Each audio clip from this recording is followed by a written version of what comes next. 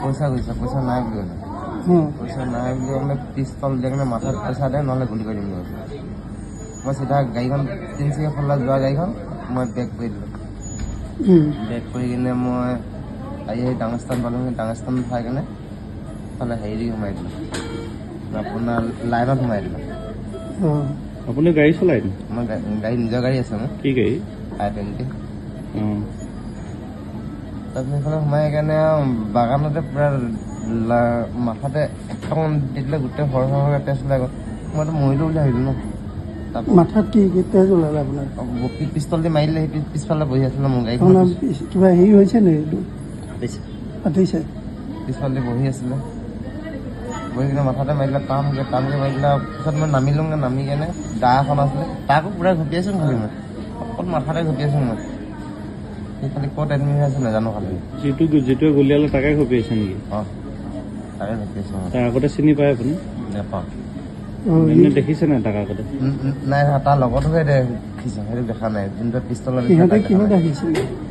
সিহঁতে হেৰি কি জানো কিহত আহিছিলে নাজানো। মই ৰাস্তাতে দেখিলোঁ, সেইটো যোনটো চিনাকি যে তাক ক'লে ৰখ বুলি। এতিয়া যিটোৱে গুলিয়াইছে সি ইঞ্জুৰি হৈছে? অঁ, পূৰা ইঞ্জুৰি হৈছে। আপোনাৰ ঘৰ ক'ত?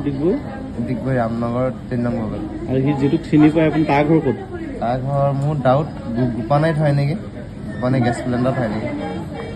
কোন হয় তেওঁ? মোৰ হাজবেণ্ড হয়।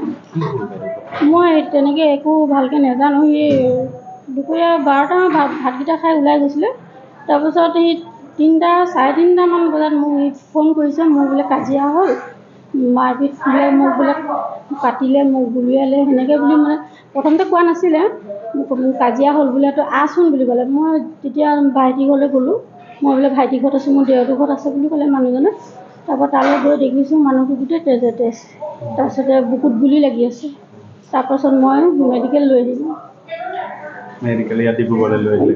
নহয়, মই ডিগবৈ মেডিকেল নিলোঁ। তাৰ পৰা মোক ইয়ালৈ পঠিয়াই দিলোঁ। এতিয়া বাইদেউ কোনে কৰিলে কিবা কৈছে নেকি? তেনেকৈ একো গম পোৱা নাই। যিজনে মোৰ মানুহজনক গুলিয়ালে সেই মানুহজনক মোৰ মানুহজনে চিনি নাপায়, কিন্তু লগত যিজন আছিলে সেইজনক মোৰ মানুহজনে চিনি পায়। ফোনৰ নম্বৰ দিয়া হ'ল প্ৰচেছাৰত ডিগবৈ। কি কৰে আপোনাৰ স্বামীয়ে? মোৰ মানুহজনে অৰুণাচলত কথা কৈছিলে। আৰু ইয়াতো আৰু লগত থকা চিনাকি যিজন, এজন কেনেকৈ চিনাকি, কিবা তেনেকৈ জানে? তেনেকুৱা চিনাকি নাই। তেনেকুৱা একো নাই।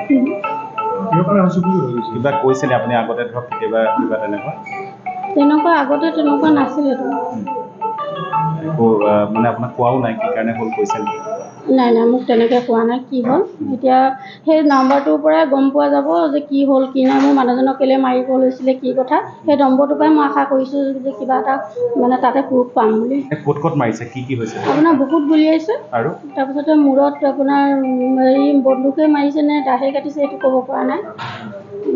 আপুনি চিনাকি বুলি ক'লে, এজন চিনাকি বুলি, তেওঁৰ নামটো কি? নামজনো মই নাজানো ন, চকুৰ চিনাকি, কিন্তু ফোনৰ নম্বৰটো আছিলে বুলি কৈছে মোৰ মানুহজনে। তাকে নাম্বাৰটো দি দিলোঁ। আপোনাৰ ল'ৰা ছোৱালী আছে? ল'ৰা এটা আছে।